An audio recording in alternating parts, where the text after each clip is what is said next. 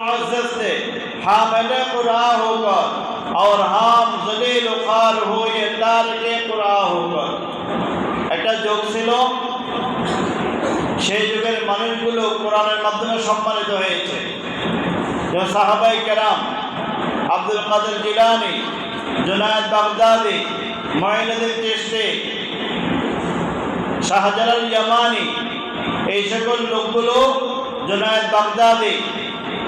এই সকল লোকগুলো কোরআনের মাধ্যমে সম্মানিত হয়েছে আর আমরা কোরআন ছেড়ে দেওয়ার কারণে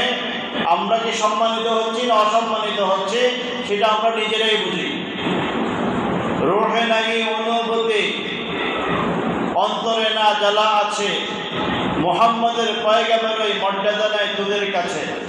আল্লাহ রাসূল কোনো গুনাহ ছিল না আল্লাহ রাসূলের কোনো পাপ ছিল না তিনিও রাতে তাহাজ্জুদ নামাজ পড়ে কোরআন তেলাওয়াত করতেন আর কোরআন তেলাওয়াত করতে শুধু এইটুকু না সে মক্কার বড় বড় কাফের লিডাররা আল্লাহ রাসূলের ঘরের চারপাশে কান লাগিয়ে থাকতো আল্লাহ রাসূলের কুকির কণ্ঠে সুন্দর মধুর কণ্ঠের কোরআন তেলাওয়াত শুনতো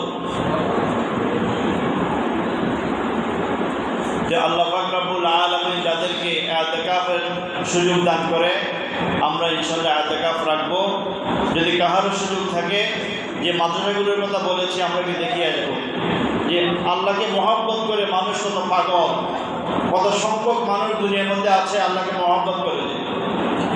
আর যদি কোনো পারেন কখনো গিয়ে